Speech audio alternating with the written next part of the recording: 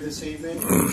I know the NAACP is very pleased to be here. I know that CPAM is very pleased to be here, and the other groups that are here as well. I tell you what, it's something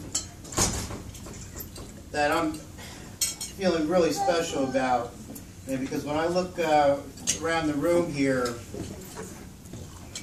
I'm seeing possibilities. When I think about Martin Luther King and the sacrifices that he made, I know they were tremendous.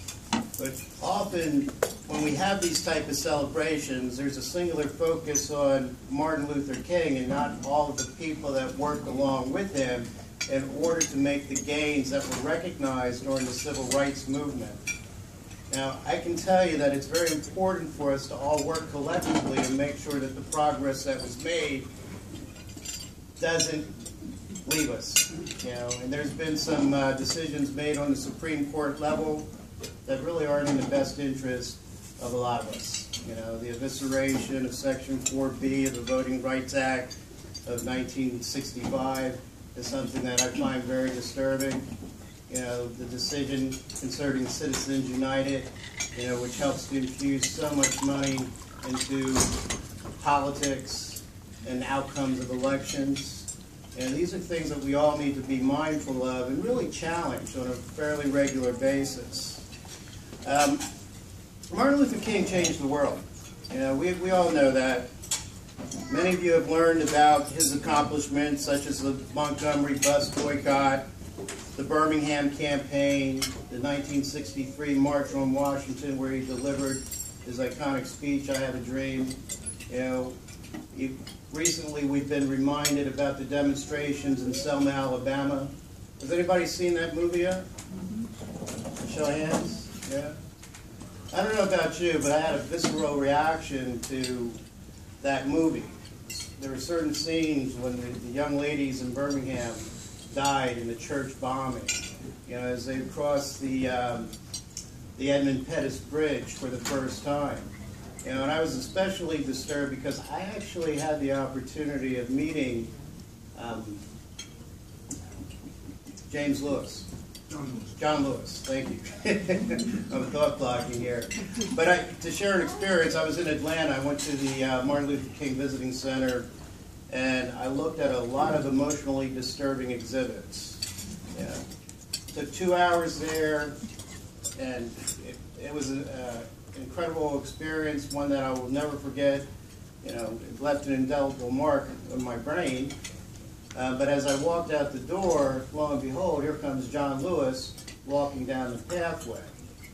And he stopped in his tracks. He was a very gracious man. And the thing that he asked me was, "Son, what are you doing for the fight? What are you doing for the struggle?" Because people are still suffering in this world, and particularly among minorities. If you look at the exponential rise in the prison population, when you understand the fact that people are still having difficulty finding gainful employment, earning a living wage, when people are having difficulty finding suitable housing, when some of our educational systems are below standards, it's really disheartening at times. But again, when I look around this room and understand that you're here to celebrate Martin Luther King and the efforts that he put forth, the sacrifices, I'm encouraged. And I really want to implore you to recognize, as John Lewis asked me to do, to stay involved. We need to do it as in a collective way. We need solidarity, and we need to challenge some of the laws. And I think about shoes when I think about laws sometimes.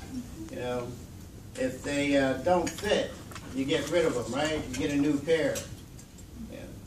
That's what we need to do. We need to examine some of these laws, and if they don't suit us as a society, we need to change them. But we need to do that through the democratic process.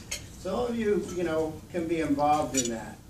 So as John Lewis stayed dedicated, and he continues to encourage people to stay dedicated, we want to give recognition to Reverend Elijah Morris. Initially, I was going to read the bio that you have in the program, but since you have it there, I'm not going to get into that and not take up too much time here. So without further ado, let's join me in welcoming Reverend Elijah Morris to the podium so he can share his perspectives on Martin Luther King and the civil rights movement as a whole.